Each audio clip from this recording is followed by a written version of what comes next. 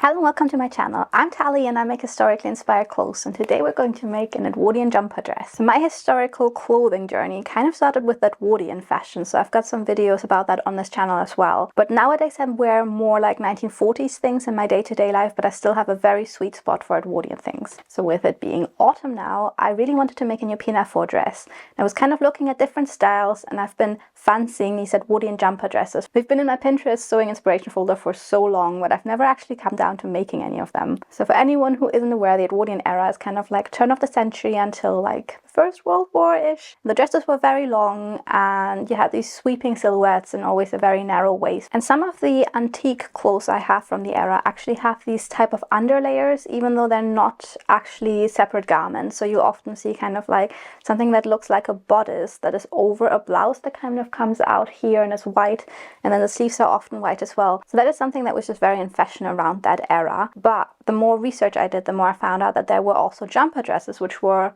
separate garments that were worn over blouses. So that does actually make a lot of sense, because obviously washing clothes is a lot of effort, and back in the days they were trying to make garments last as long as possible. So with the blouse being the garment that sees the most wear, with like armpit stains and just general stains from eating, it makes sense to have a garment that you can wear over it so that the blouse can be replaced and washed quite easily. If you're interested in the history of Edwardian jumper dresses, there is a really amazing video by Shannon Makes, which I'll link in the box below. So that was one of my main references, and I'm not going to steal any of her thunder by just repeating what she says. That is what I wanted to make for ages, and I thought, you know, now is maybe a good time to try and actually make that. So I've been looking at some references that I found online. So there are two different styles that could be a possibility. So some of the jumper dresses look more like an actual kind of like t-shirt, let's say. So they have quite wide armholes, so you can still wear a blouse underneath, but they do still have somewhat of a sleeve. There is actually a snail pattern PDF pattern that you can buy on Etsy that is quite similar to that. But I've decided that that is not the style I want to do. I would much rather do something that is more like a pinafore, but also very much trying to not make it look like an apron. So something that has more kind of like a strappy design. So the design I came up with is this blue and black pinafore dress that has like a strappy design running up here and then some elements in here that hold the straps together. I was kind of wondering whether I would want it to be more of a solid bodice, but I think the strappy design might be cute. But the problem is normally I work with patterns for stuff like this, but I've been looking all over Etsy and I could not find a single pattern that would work for this kind of jumper style. So obviously I could just use a pinafore pattern and adapt it, but I'm not really sure how to go about it. So the skirt is just going to be an Edwardian skirt from my trusted pattern, which is the Butterick B5970, which I've been using for ages. I will make it a little bit shorter than it should be, just because the floor length style, I'm very, very short and it doesn't suit me as much. So I do like to show my ankles, which I know is quite showy. But for the top, I might have to draft, and I don't normally pattern draft.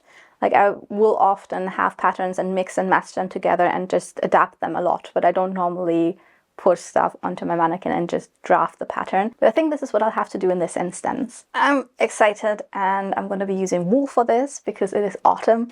So I hope you're as excited as I am to kind of like fulfill my Edwardian jumper dress dream and just jump back straight into Edwardian grandeur and make it look super cute and kind of like maybe a little bit childish, because I feel like these jumper dresses, they originated with children and then women started wearing them, which is a little bit like the sailor dresses, which obviously have been a huge topic on this channel. Very playful, very cute and reminiscent of the Edwardian days, but still in my own style. So I'll try to avoid the pigeon breast because that's just something that doesn't really suit me. Have it quite narrow at the waist, and yeah, let's go. Welcome to a full day of sewing. This is the fabric. I'm very excited about it because when I ordered it, it was listed as forest green, but the picture looked way more petrol, but it's really hard to find a petrol color that's not just like bright blue. So this is perfect, which normally doesn't happen. I feel like normally I will buy something online and it will be a disappointment, so yay. I just feel like it's really hard to find kind of like these really muted in-between tones. Like you can find a bright red quite easily, but you can't find the gommage red. It's just exciting to actually have a good colored fabric that I don't have to dye myself. This is gabardine wool, I think. So it is actually a polyester wool mix. So I still have to try and see how it will hold pleats, because I wanted to make some pin tucks. But even if it doesn't hold pleats, that's fine. So it's a very sturdy and thin but still heavy. So the plan for this is, because I only ordered 3 meters, because with the whole moving going on currently and having to pay a deposit for a new place, I just don't really have the money to sew. So 3 meters is what we're going to work with. I'm going to start with my trusted Edwardian pattern for the skirt, which I haven't used in a while, but it's the one that I use for all of my Edwardian stuff. I just haven't made a lot of Edwardian things lately, especially since I cut my hair short. So I've been doing more 1940s, 1950s stuff, but I'm trying to get back into the Edwardian things, even though my hair doesn't match anymore. I've also, these baby braids, I've just realized that I need to treat my hair a little bit more the way I used to treat it when it was lang. The German is coming through. When it was long, just because my hair is so unruly, so I kind of need to put oil into it and let it sit and tie it up. But because it's short and layered, that's just really hard. Yeah, that's what we're working with now. So Butterick B5970, the pattern I use for all Edwardian skirts. The only thing I'm going to do different this time, I used to always have these kind of teardrop shaped side seam pockets that just, like with this, just kind of go in here. But I always have my phone in my right pocket, and there's always some pulling on the side seam that kind of doesn't look as nice. So what I'm planning to do this time, I'm using the pockets that I used for the baguette trousers, because they're actually going into the waistband. So the waistband carries the weight of whatever's in the pocket rather than the side seam.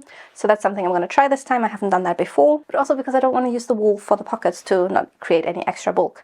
I'm going to use some lining fabric for that.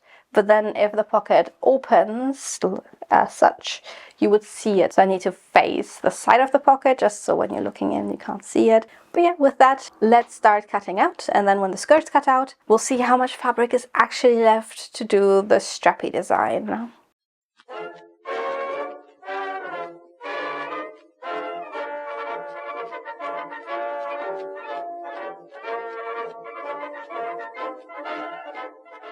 Okay, question. You think it might be time to trace this pattern onto a new material? So I've just used it so many times, and every time I have it on fabric, Tilly jumps on it and scratches it.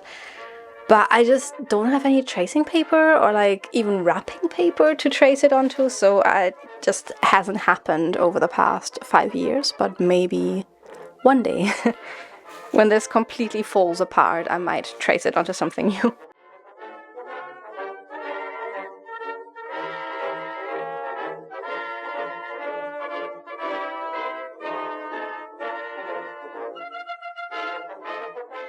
Everything's cut out, so I'm going to start sewing with these 4 pocket flaps, which are going to sit right here. I took them from the pattern that I used for the pencil skirt I made some videos back. So I've got 4 of those ones. They need to be sewn inside out and then ironed. Then I've got my pockets from my lining fabric. So this is the same lining that I used for the baguette trousers. And then I've got the facings, so I need to add those to the sides of the pocket. And once that is prepared, I can start sewing the actual skirt.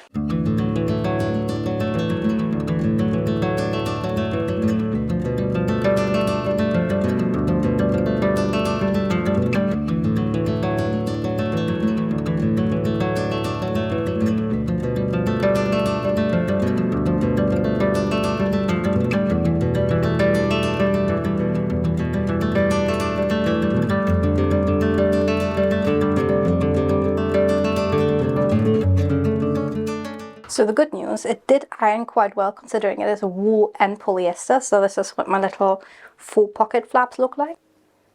So not too bad. So now the task will be to take the front piece, which looks like this.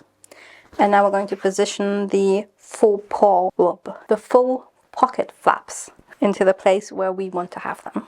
We'll double check. I will actually iron out because I want to double check that there's not a mark because this happened to me in the past. So I'm not going to make that mistake again. So we're going to iron out the little crease here that comes from the fold just to check that there's no residue. So we won't have another line running down the front. Then we'll attach the pocket flaps. Then we're going to go into the side seams, attach the pockets, and sew all the seams together.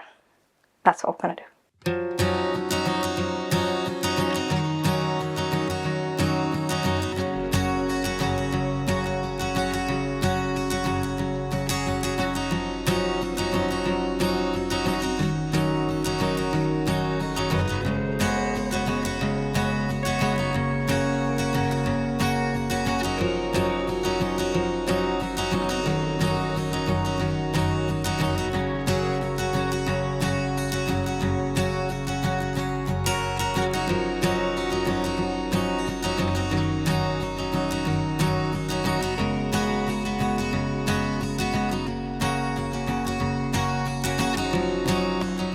I've just fused together the side seams and the pockets, so I've decided to do it in a way again where there's a little bit of a kind of like where the pocket isn't quite, oh actually like this, so where you can go into the pocket and there's like a little bit of visible pocket here, so that this seam isn't on the side seam, because I often feel like the side seams kind of bulge out a bit if the pocket is in there. So that's what I'm gonna try this time. So I'll show you what I mean. It's like the trousers I made, so that there's just like, if you go in here, the little bit of the pocket facing is already visible. With that being said, before I can sew the side seam, the puppy has risen. So it is midday, and this man is the laziest man you've ever met, and he's been sleeping in all along, but now he's risen and now he's very urgently wanting to go for a walk. So maybe we go. Do you? Yeah, you do. Come on, come on, come on then.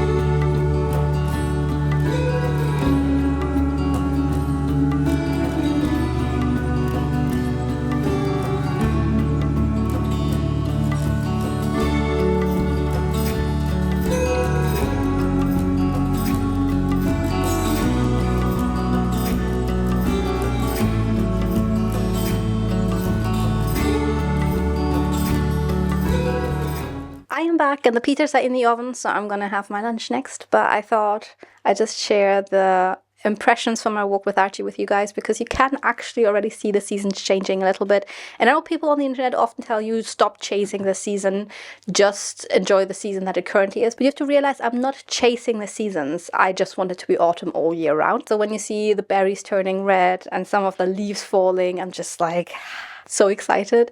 But also because we're moving to the seaside, I feel like I have to really appreciate the countryside while we still have it, because even though the seaside town is also very rural, but it's just a little bit more built up, so I won't be able to just go out and be at the forest. I mean, I will go out and be at the seaside, which is also nice, but I just feel like I'm not going to be able to see all the rowan berries and everything as much, which is sad, but also we're going to have these amazing views, which I'm really excited about. So Jack picked up the sander again, so we're going to do the living room this weekend. So I'm not actually sure when I'm going to be able to finish this project, because probably the entire sewing room will be full with stuff that normally lives in the living room. And we still, at this point, don't have the move-in date. So I kind of expect it to probably be like October, November time, but yeah, we'll just see how things go. Like, honestly, moving is so terrifying, but also I'm really excited because it's just like a step up from where we currently are, and it feels like, you know, we're progressing in our life. Also, the idea of wrapping like everything up here and moving everything, not looking forward to it, but obviously I'll keep you posted. You know, this is gonna be going onto the YouTube and the Instagram, so you'll see everything. But yeah, with that, I'm gonna eat and I'm going to continue sewing.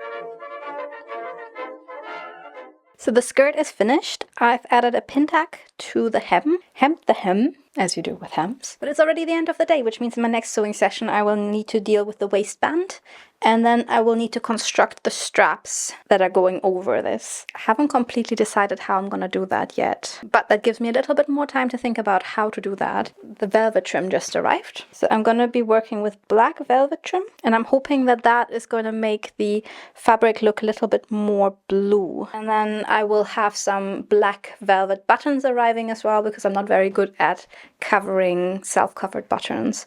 So I'm just buying them. But yeah, so there's gonna be some buttons here on the pocket flaps, maybe also at the bottom of the skirt. Kind of see once everything's coming together. Progress wasn't too bad for the day, even though I feel like, I don't know, not even finishing the skirt in one day seems a little bit pathetic, but then I guess also I did iron every single step, so I did it properly this time, which is impressive. That is me done for the day, and my iPad died as well, so I think it's time for me to now focus on washing my hair and tidying the kitchen and preparing dinner. I will see you the next time I sew. I am back. And what to you feels like 3 seconds has actually been 3 weeks since I've last sewn anything, which is because we have finally finished the floors in the living room, but that meant we had to like take everything out. And the living room is the biggest room and probably the only room in this flat that is actually like a decent size, because every other room is just a little bit too small. So there was a lot of stuff that had to go somewhere else. So it was impossible to get into this room for like 2 weeks, but we're back. And also, in case you're wondering, yes, I am wearing my pajamas. Yes, I haven't done my hair, and no, I'm not even wearing eye makeup.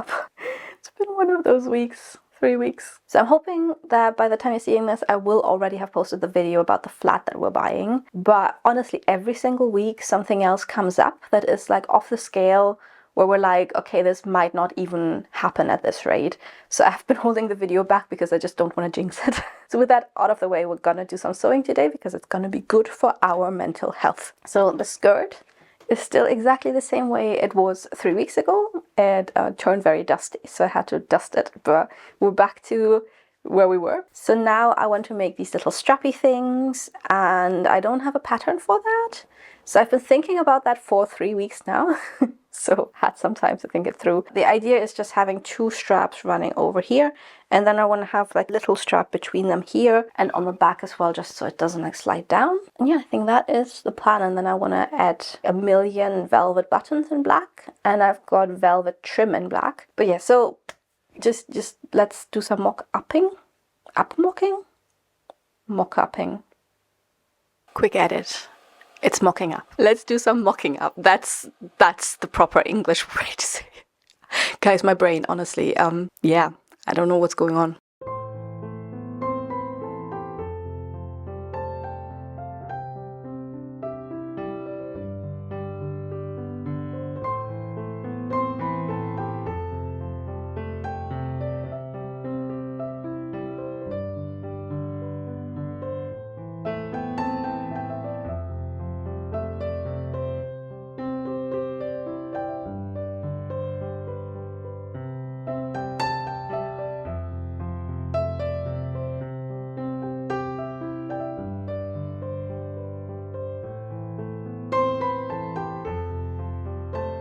What I've done is I added the pin tags, then I added the little ribbon, which is, by the way, 700% polyester. So when I tried to iron this, I melted a bit of it. Whoops. So ironing only from the back. But then I added a lining to it because I originally wanted to just kind of like do a little hem, but I realized it needed a bit more structure to it. So now just has a plain underside that is the same color. That made all of the edges nice and neat. Now the next thing I'm going to do is I've made these little, I don't even know what to call them. This thingy that's meant to kind of go in between. So far I've only pinned the ribbon on it, but I'm going to sew the ribbon on, then add the other side so that I can turn it inside out. And I'll do that for the front and the back. But I'm quite happy with how it's coming together. I feel like the black on it actually, I don't know, it just makes it look a little bit more blue, because like I said, that was a bit of a concern that it would just look black all over. Still want to add some of the trim to the bottom of the skirt as well. And then I want to start adding the buttons as well. So the plan is to have proper buttonholes. No, actually, in the front I don't need actual buttonholes because I never take it off, so I'll just sew this on. But in the back, I will need a buttonhole because otherwise I won't be able to get in and out, so I can open it in the back. I will continue sewing these pieces, and then I still need to make the waistband, and that's gonna put it all together. So in the process, we trust.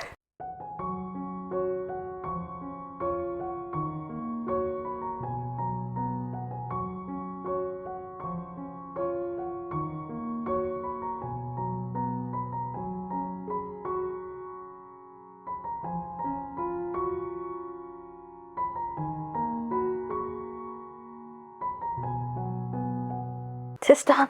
So I spent the last hour or so just putting on buttons and more trim and putting the trim in between here, and then the back, which I haven't closed yet, that would help. And I think it turned out so cute. I was honestly a little bit worried about how these little straps would turn out, because like now looking at them, they're just kind of triangular, but it was just with all of the pin tags and everything, it felt like quite a task to achieve. Doing the lining so that there would not be like any ugly edges edges, and it just, yeah, it was all very improvised, but I'm very happy now that it's done, and it turned out exactly as I imagined it, though I have to admit it was quite difficult to figure out how long this strap had to be.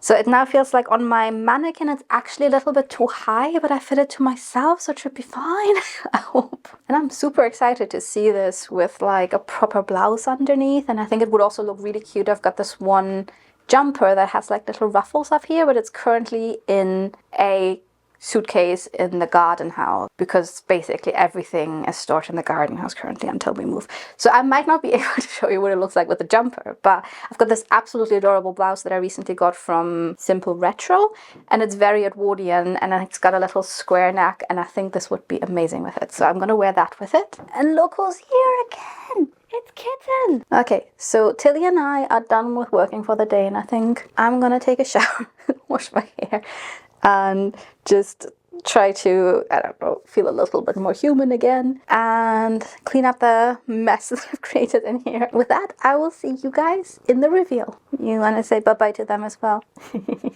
Go. Come on, down you go.